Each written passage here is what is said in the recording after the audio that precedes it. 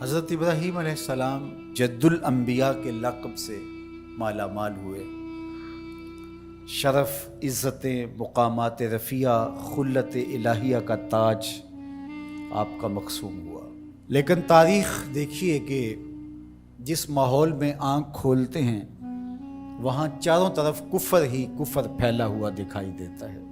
جب یہ بڑے ہوئے، بلوغت کے قریب پہنچے تو لوگ بتوں کے آگے آسن مارے بیٹھے تھے، ان کے سامنے دست بستہ حاضر تھے اور دیر تک ان کی پوجا پاٹ کرتے تھے۔ وہ ایک میلے پہ جاتے تھے، سال میں 2 دفعہ شہر سے باہر ایک کشادہ میدان میں میلہ ٹھیلا کرتے تھے، اور جب 3 دن کے بعد واپس پلٹتے تو سب سے پہلے بت خانے میں ہی آتے اور بتوں کو سلام کرنے کے بعد پھر گھروں میں پلٹتے۔ یہ ان کا مزاج تھا۔ اب وہ میلہ دیکھنے گئے، حضرت ابراہیم علیہ السلام نے ہاتھ میں کلہاڑا پکڑا اور ان کے بڑے معبد، بڑے بت خانے کا رخ کیا، اور توحید کا واحد علم بردار ان بتوں پہ ٹوٹ پڑا۔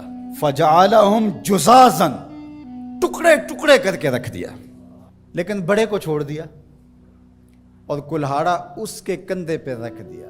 3 دن کے بعد جو واپس پلٹے تو سب سے پہلے وہ معبد میں ہی جاتے تھے، جب جا کے دیکھا تو خداؤں کا تیا پانچا ہوا پڑا ہے، سر پہ ہاتھ رکھ لیا، رونے لگے، ہمارے ان خداؤں کے ساتھ یہ کس نے سلوک کیا، ہائے یہ خدا بھی مر گیا، یہ خدا بھی مر گیا، یہ بھی مر گیا، اور بے بسی کی تصویر بنے، چیخو پکار پڑ گئی، شاہی دربار تک چیخیں پہنچی، سارے آیان سلطنت کرسیاں بچھائے بیٹھ گئے، سوچ بچار کرنے لگے یہ کیا ہوا۔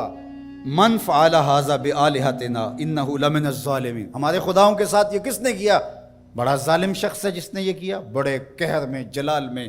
نمرود بھی، چونکہ اسے لگتا تھا آج جو ہے وہ معبد کے جھوٹے خدا گرا دیے گئے ہیں اور کل یہی کلہاڑا میرے سینے میں بھی اترنے والا ہے، اسے اپنی جھوٹی خدائی بھی ڈولتی نظر آ رہی تھی۔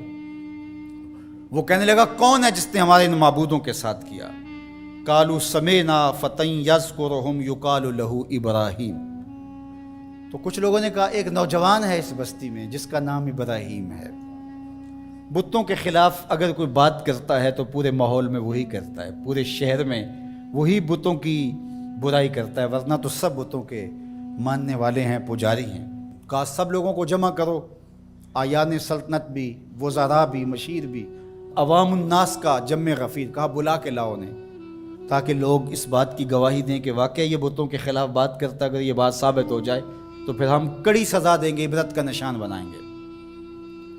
اب ابراہیم علیہ السلام کو بلا بھیجا، کیا ہوا ہے؟ کہا جی آپ کو دربار شاہی میں بلایا جا رہا ہے، چلے چلتے ہیں۔ اللہ اکبر!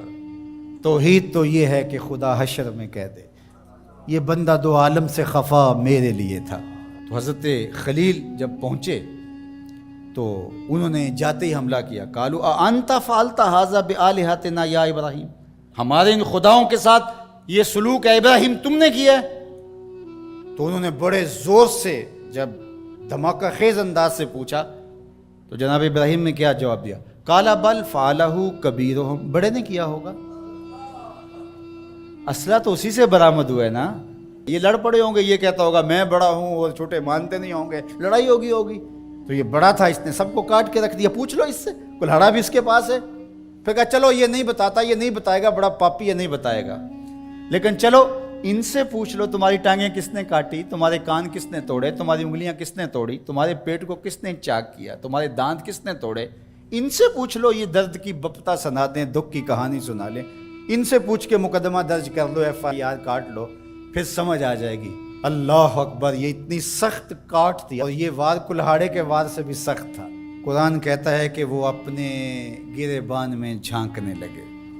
اللہ اکبر! اندر سے آواز آ رہی تھی، ضمیر چیخ چیخ کے کہہ رہا تھا یہ معبود ہیں، ان کو ہم اپنا حاجت روا مان رہے ہیں اور ان کو اپنی ضرورتوں کا کفیل سمجھتے ہیں اور اللہ کے مقابلے میں کھڑا کیا ہوا ہے۔ ثم نکسوا علی رؤوسہم، پھر گردنوں کو جھکا لیا، آنکھیں نہیں ملا سکتے تھے جناب خلیل اللہ سے۔ یہ وہی لوگ ہیں جو چند لمحوں پہلے یہ کہہ رہے تھے انت فعلت ھذا بآلہتنا یا ابراہیم، ابراہیم ہمارے خداؤں کے ساتھ یہ سلوک تم نے کیا ہے، یہ کڑک کے جو بول رہے تھے۔ اب قرآن کہتا ہے کہ ان کے سر گھٹنوں پہ پڑے ہوئے تھے اور بول کیا رہے تھے؟ لقد علمت ما هؤلاء ينطقون، ابراہیم تو جانتا ہے نا یہ بیچارے بولتے نہیں ہیں۔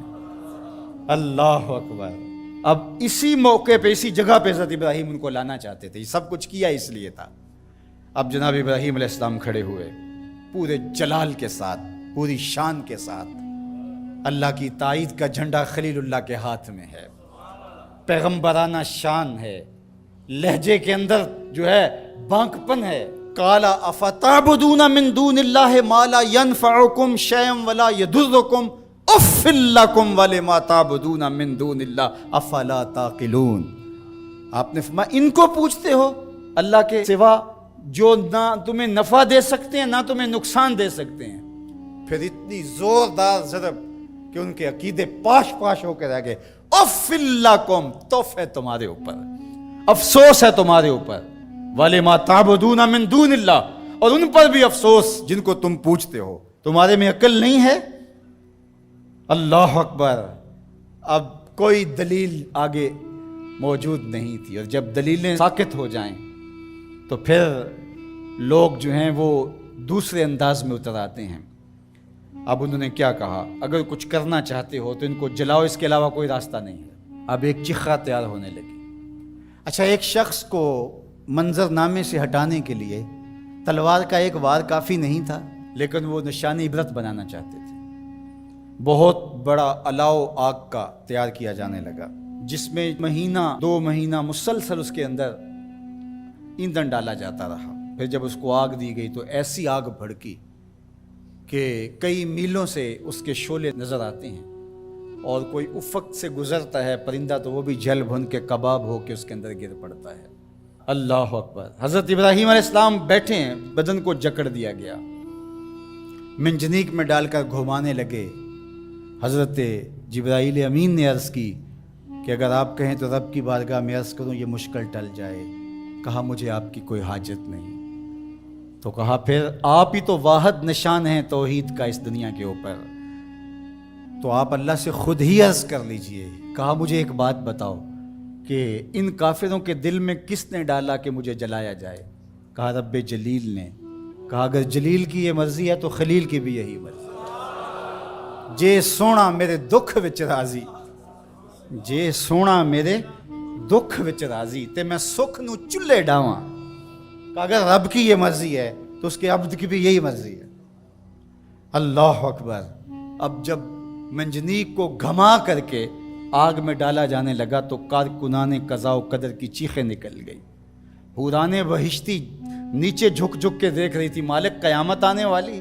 کہا میری قدرت کے رنگ دیکھو، فانوس بن کے جس کی حفاظت ہوا کرے، وہ شمع کیا بجھے جسے روشن خدا کرے۔ تو فرمان رب آگ کے نام آتا ہے، قلنا یا نارو کونی بردم و سلامن علی ابراہیم۔ ہم نے کہا آگ میرے ابراہیم پر سلامتی کی ٹھنڈی ہو جا، اتنی بھی ٹھنڈی نہ ہونا کہ میرے خلیل کو سردی لگنے لگ جائے۔ 40 یا 50 دن تک اس آگ کے اندر رہے، آگ بجھنے نہیں پا رہی تھی، اتنا بڑا الاؤ تھا، باہر آگ جل رہی تھی، اندر نسیم جنت کی بہاریں تھیں۔ جب آگ بجھنے لگی اور جب اس کے شعلے اوپر سے نیچے کی طرف آنے لگے، آہستہ آہستہ آگ بجھی اور جلتے ہوئے دہکتے ہوئے انگارے ہر طرف نظر آ رہے تھے۔ آپ اپنی جگہ سے نکلے اور انگاروں سے باہر یوں چل کے آئے جس طرح کوئی نازنین پھولوں پہ چل کے آتا۔ اللہ اکبر۔ یہ رب کی قدرت کے رنگ ہیں، وہ اپنے بندوں کی کس طرح حفاظت کرتا ہے۔ یہ کتنا بڑا امتحان تھا، ہنس کے دیا۔ لیکن پھر ایک ایسا امتحان بھی آیا، اگر کو ہمالیہ پہ ڈالا جائے تو اس کا پتا بھی پانی ہو جائے۔ لیکن حضرت خلیل نے اس امتحان میں کیسی سرخروئی حاصل کی، انشاءاللہ اگلے جمعے اس عنوان سے بات ہوگی۔ وآخر دعوانا